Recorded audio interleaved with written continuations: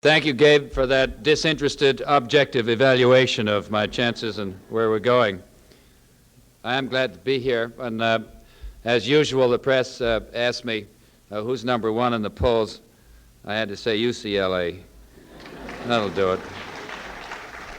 Well, let me speak very briefly and then go to some questions, and I'll do my best to handle all of them within the time that I'm allowed. Just a few minutes ago at a news conference, I announced that I will run for the presidency in the California Democratic primary. Now, I'm going to run hard, and I think I can win, but win or lose, the people of California will know where I stand on the issues, and they'll know that there's been a fight. And if you'll allow me, I want to begin in this hall talking about, very briefly, about several issues, and especially about the role of the presidency as I see it. The president is, of course, the chief executive and the commander-in-chief. But more than that, he is, for better or worse, the moral leader of the nation. And he cannot escape that responsibility, though he may fail at it. And I believe that Mr. Nixon has failed to lead, and failed so completely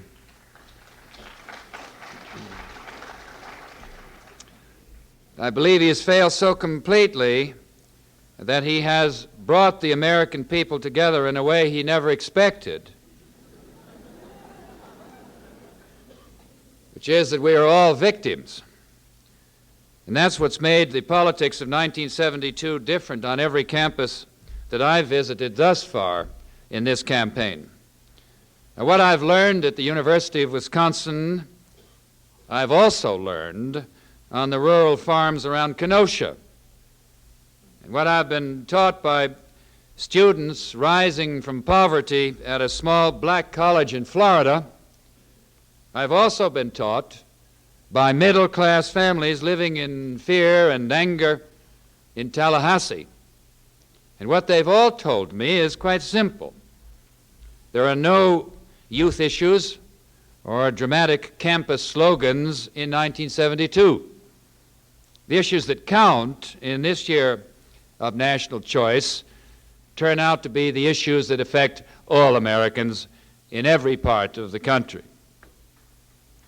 Washington's new prosperity has thrown 2 million people out of work in 3 years.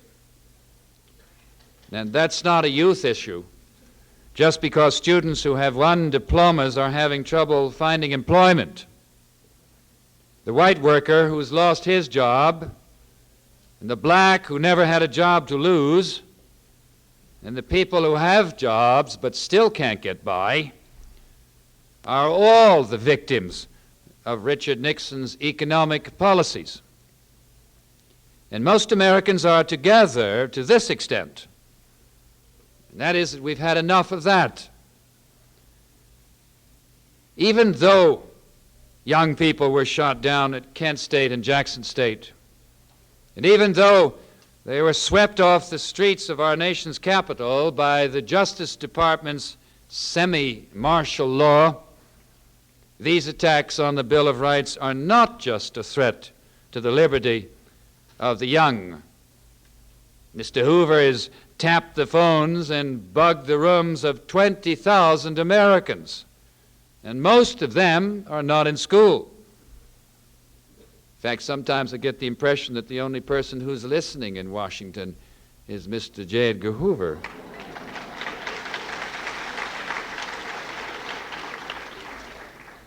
Mr. Reagan's law and order, encouraged by Washington, has thrown thousands of people off of welfare arbitrarily, and most of them were poor.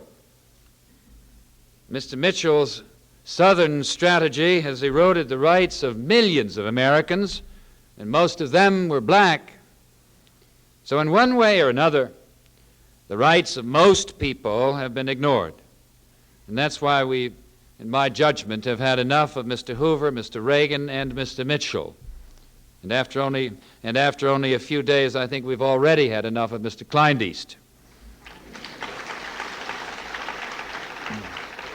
In 1972, I have found no one, young or old, who thinks that that immoral war in Indochina should go on another day.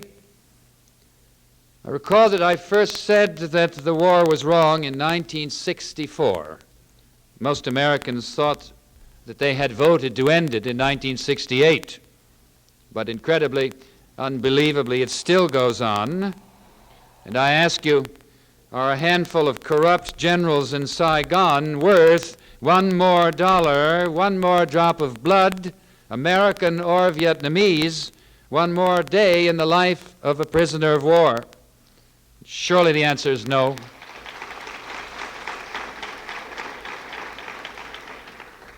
That is why only one issue finally counts in 1972.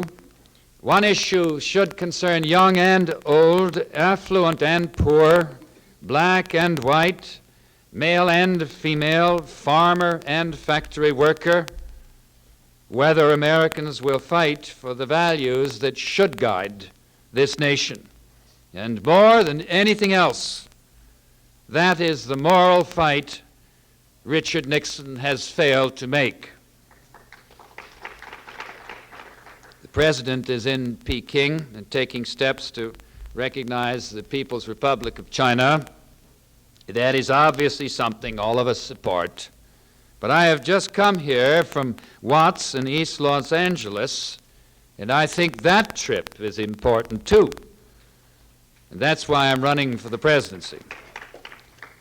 Because all of the trips Richard Nixon has not taken, and all of the people here at home he has failed to recognize. And I'm running for the presidency because it's not enough to go to Peking.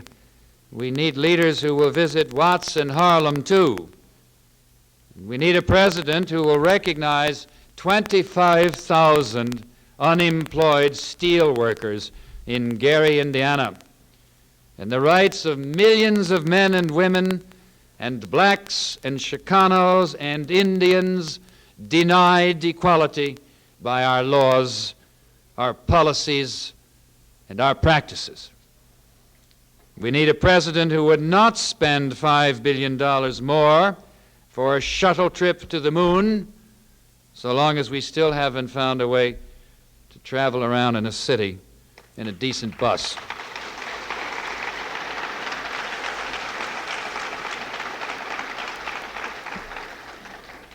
We need a president who will do something about those Washington guidelines that let industry scar our land, that let them take over our countryside, and let them foul our waters. And, at long last, we must have a president who will control the awesome power of the Pentagon in this democratic society.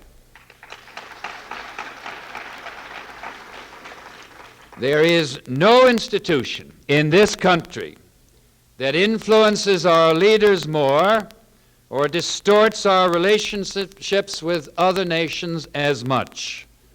And the growth of this vast, unchecked, unexamined power since the end of World War II is perhaps the single most important phenomenon of government in our day. The Pentagon drains our resources like no other public institution.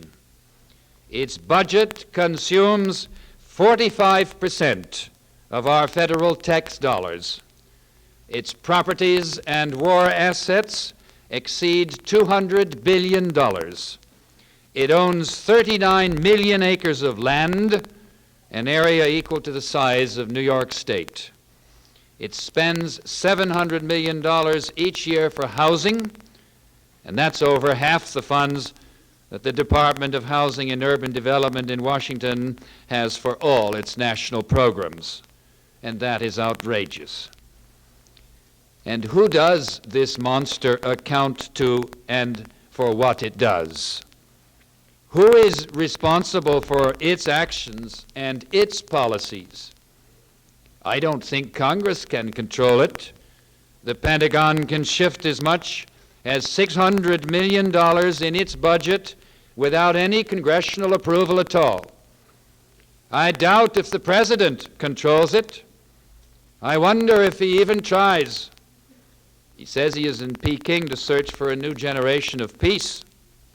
But while the President is in China, the President's Joint Chiefs of Staff send spokesmen to Capitol Hill to ask $1 billion more in weapons research funds, $1 billion more to design arms for a policy of containment that Mr. Kissinger says is dead, and $1 billion more to escalate the nuclear balance of terror that Mr. Nixon says he wants to end.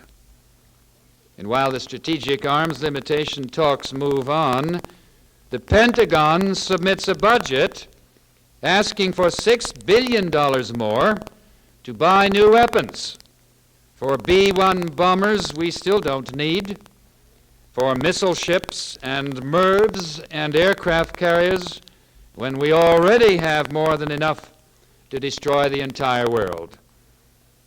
We need to end the Pentagon's 25 years of unwarranted growth.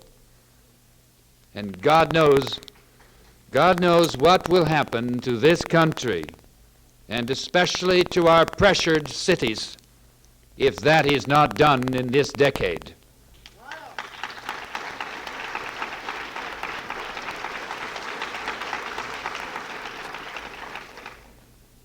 And there are things that we can do immediately to make this happen. One, withdraw from Vietnam today, thereby saving $9 billion during the next budget year. Two, reject immediately the administration's request for $6 billion more in defense spending above the current budget. Three, eliminate at least an additional $10 billion in the costs of general purpose forces around the world by the end of next year. Four, redouble our efforts in the SALT negotiations to avoid spending more on such weapons as the ABM. All this must be done and can be done. This year, politicians may have trouble knowing what people of all ages want, but most of us understand what a growing number of Americans no longer can accept. They are fed up with government operating in a moral vacuum. They are tired of reassuring rhetoric that disguises real differences and makes no distinction between right and wrong. They are tired of leaders who talk about truth and democracy, but don't make clear where they stand on busing and abortion, on gun control and integrated housing. In my run for the presidency, I'm not going to play those games. I'm not going to run a quiet campaign, and I'm not going to promise a quiet presidency. We're going to have to shake things up to make this country better.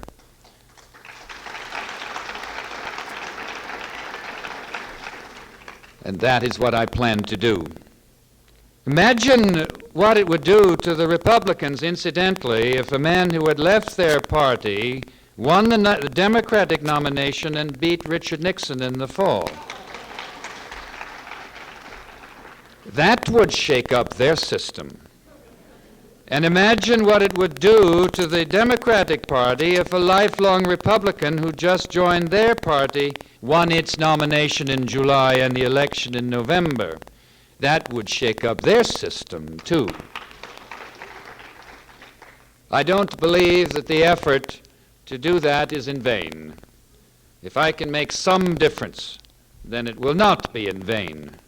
If one man can make a difference, then imagine what we can do together.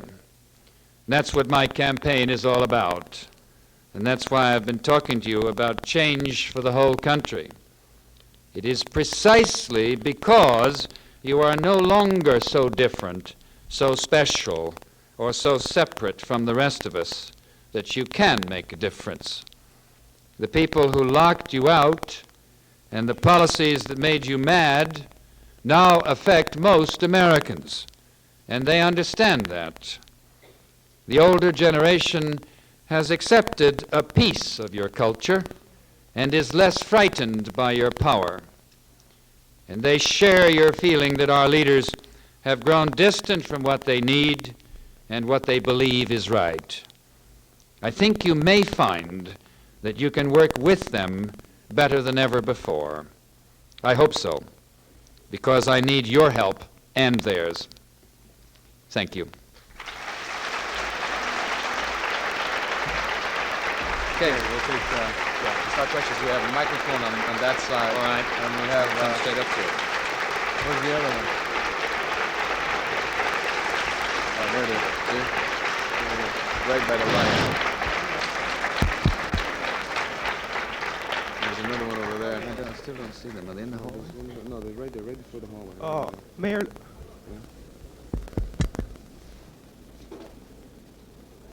I think if we look from here. Yeah, I see it now. I see it now. Yeah. All right, why don't we take the first question from that side? Okay. Just over here. Just over here on the left. Good heavens, how did that Republican get in here? is it on? I don't think it's on. I'm being followed by Mario Procaccino again. Go ahead. Go ahead. Shoot. Go ahead on the this side of the room. Does the mic work? Is it working now? Yeah, we hear you. It's coming through. I listened, to what you said, and Thank you. sure. No, I hope you'll do me the same courtesy, because in the past I've seen you on a lot of national TV programs, and usually take a serious question by a commentator or something like that puts you pretty much on the spot and respond to it with some sort of joke, which gets you off the hook but doesn't really answer the question. And you covered a lot of ground in your speech, but mainly on the level of platitude as opposed to dealing with what the issues are. For instance, you say you're against the war since 1964, and then you come back later and say you're in favor of a unilateral withdrawal. Well, fine, I agree with you 100%, but it doesn't answer the questions about the war. Does it do us any good to withdraw if we continue to support the government financially and militarily? What's the difference between our ground troops and mercenaries? How do you feel about the air war? How do you feel about reparations? How do you feel about the PRG 7-point program? And that's only the war. It goes on and on and on. You talk about Pentagon spending, and in the same paragraph talk about unemployment. The fact of the matter is, although you and I think, feel the same about Pentagon spending, that a lot of people are employed by the Pentagon. How will you reemploy those people? How will you stop those people from being ripped off the same way that they are now? And you're like, what's happening? Will you employ a trickle-down theory like Nixon has, so that you take the Pentagon spending and give it to builders, so builders make $100,000 a year, while laborers make $250 an hour? Why don't you respond to a couple points? I got about 7 more. I think what I had to say on Pentagon spending and defense spending was very specific, and it's what I believe. I think that you can cut down on Pentagon spending. I don't think that we need gold-plated weapon systems, which is what this president and prior presidents have continually asked for. And I believe that scientists and engineers who are the beneficiaries job-wise of sophisticated weapon systems can be employed. I can employ them in my city right now because we're building 10 new subway lines, and we're building a whole new water supply system and $2 billion worth of the completion of a secondary water and sewage treatment program. And we desperately need the technical and research assistance to go with that. And every one of those and programs... if those monies were supplied to us so that we could hire that talent, we'd put them to work in our streets and neighborhoods to build better lives at home instead of killing people abroad. But every one of those programs is paid for by the tax money that the poor man pays. You haven't dealt with a war at all. And there's a war going on. To say you're against it doesn't handle it. You got to respond to the war. I think I've been pretty clear on that subject. Clear? You say you're against it. That's not clear. Nixon's against the war. Since 1964 for so what? He changed his mind. That doesn't distinguish you. How do you feel about reparations? We don't want to have a debate, okay? Thank you. Let's go to the next question. Thank you, sir. Over here this time. Mayor Lindsay, you have recently claimed to be running against those people from Washington. Is that true? I'm sorry, I didn't hear the question. Would you repeat it, please? You claim to be running against those people from Washington. Is that true? I think Washington is more distant from neighborhood and community people and from local government than ever before in its history. Okay. Now, from your recently published book, I think it was A Journey into Politics, you stated, and I quote, Congress is often a prism reflecting the innumerable expectations, hostilities, and prejudices of the viewer. Congress is more sensitive than many people and most political scientists assume. With all its sluggishness and faults, Congress, for almost 2 centuries, has made those delicate adjustments that have enabled all Americans to live together under a common, popular sanctioned rule. Probably the members of the United States Congress stay closer to the people, their constituents, than any other representatives of legislative bodies around the world that I know of. I suspect that a congressman's availability is one prime reason why our federal system has worked as well as it has over the years. Certainly, I have found it one of the most enjoyable and useful parts of the job. Now, Mayor Lindsay, is this not a contradiction to the statement you have just given me?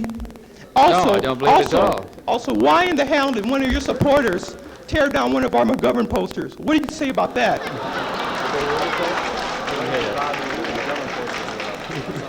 Oh, it doesn't. First, it doesn't bother me at all there, George McGovern posters here, because I admire him. I think he's a good senator. Speaking of good George American. McGovern,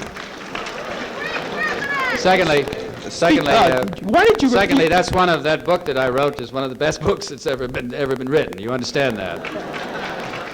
Thirdly, it was written while I was in the Congress, and you know how much I've learned since then. Congress was a better place when I was there. Thirdly,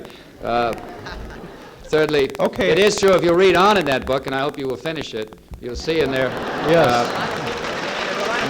Mayor Lindsay? You'll see in there the importance I attach to getting rid of the seniority system and other basic reforms that institution desperately needs. Okay, can we go to the next question here? Over here. Yes, sir.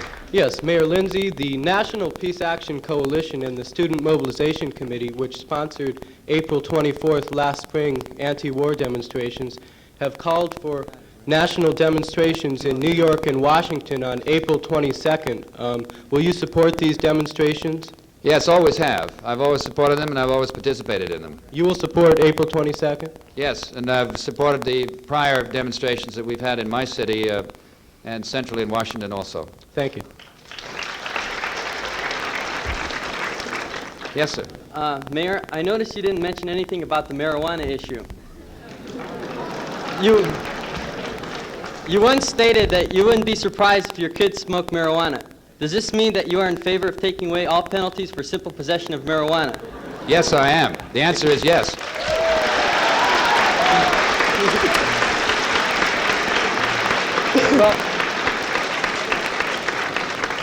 Well, if you are... It may surprise some of you to know that I have a bill in our state legislature to remove from all criminal status possession of marijuana. It may surprise some of you to know also that I have the support on that from some of our district attorneys who have had it with the waste involved in trying to find and trying to prosecute young people who are found in possession of marijuana. So it isn't just this particular mayor who's supporting that legislation in the Albany legislature. It happens to be some very practical and tough-minded district attorneys who believe that it's nonsense to send kids in jail for possessing marijuana as well. Well, if you really are, I'd like you to show your good faith and endorse the California Marijuana Initiative that is being circulated statewide right now. This initiative simply states that it takes away all penalties for simple possession of marijuana. I we'd like endorse your that. endorsement. Yes, it is, clearly. Because that's what we're trying to do in New York. We're going to have a fight over it, and I'm not in despair, but I know it's going to be tough to get that bill through our state legislature. Its chances of passage are not terribly great, but I believe it's correct. So we have your endorsement then. Yes, sir. Thank you. Mayor Lindsay, the question I have for you would Yeah. be the same that I would have for all presidential aspirants who are coincidentally holding public office. In other words, do you feel you are being fair to the people who elected you to try for the presidency, like the 6 senators who are also running for the Democratic nomination, or do you feel you should resign and give the post to someone who would be more willing to spend 100% of his time on the job? And if not, or do you feel possibly that you are doing a good job with New York City while you're running? I think it is. I think it is entirely consistent with the run for the presidency.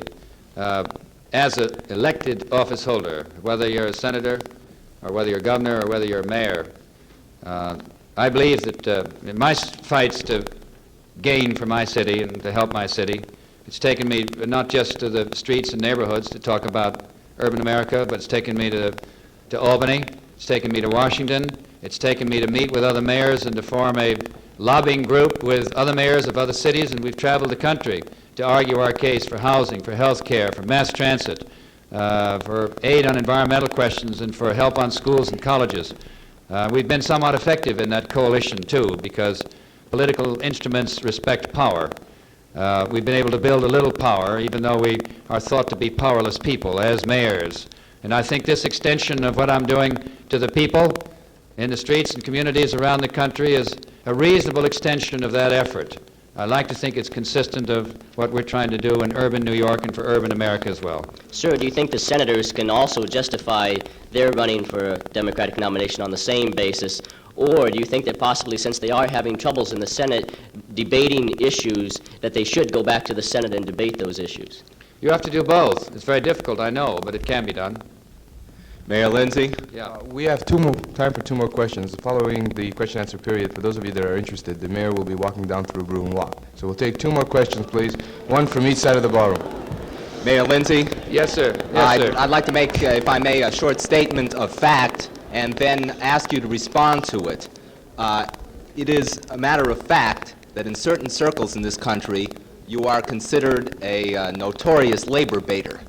And it is also a fact that in these same circles, it is believed that you voted for the anti-union Landrum-Griffin Act while you were in Congress.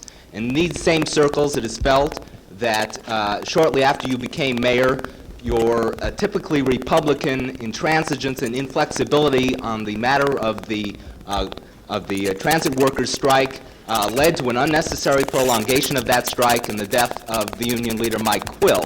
It is also felt in these circles that your inflexibility on the garbage strike a couple of years later led to its unnecessary prolongation and led directly to Governor Rockefeller's intervention. Now, could you respond to these three specific issues? When I ran for re-election in 1969, I was supported by the Transit Workers Union and by the Sanitation Workers Union on the grounds that what I'd been able to do for labor in New York City and equalizing their status with the private sector, taking hospital workers who were paid $48 a week when I took office, $100 a week, which is the goal that we set and which we met, was respected and believed. We've also been tough with labor leadership in New York. We've demanded productivity and gotten productivity. We've demanded from police, for example, that we have the right to allocate police during high crime hours. The unions fought us, but we won it. We demanded from sanitation that we have the right to allocate manpower when people needed help the most. The unions fought us, but we won it. And we also gained, I think, their respect. On top of all of this, when I ran for re-election in 1969, it turned out that I was supported by a majority of municipal workers. In the private sector, we've been tough too, but we've made some gains. When we sought to build our New York plan to force construction trade unions to bring blacks and minorities into the opportunity, we were resisted by some of the unions. So I stopped public construction for 7 months on $200 million worth of public construction on the grounds that unless everybody has a chance to work equally, nobody works. What about Landrum-Griffin? And we won. What about Landrum-Griffin? I voted for Landrum-Griffin. I think it was right because it promoted union democracy and it gave the membership a chance to examine the books and a chance to participate in the processes of union activity. One last question, please. Mayor Lindsay, there's been some speculation that you're not actually running for the presidency, that you're rather running for a position with one of the other Democratic contenders should they win the presidency. Would you care to comment on that, please? Yes, I have no interest in that whatsoever. If I don't gain the nomination for president, and I believe if I don't, it will still be a progressive candidate who will, because I think the convention, the Democratic Party, is going to surprise the whole country on how open it will be and how much strength it will have to demand something that's completely different. not a centrist candidate, but somebody who'll challenge everything that's there. I'm sure it's going to happen, but if I don't emerge myself, I'll go back to my city and complete my term as mayor of New York, which I want to do. After all, I'm supposed to have the second toughest job in the world. Why the hell should I want the third? Thank you very much. Lindsay, I have a question for you. We haven't had a woman ask a question yet. Is it some coincidence that the next two speakers are women and you're not answering our questions?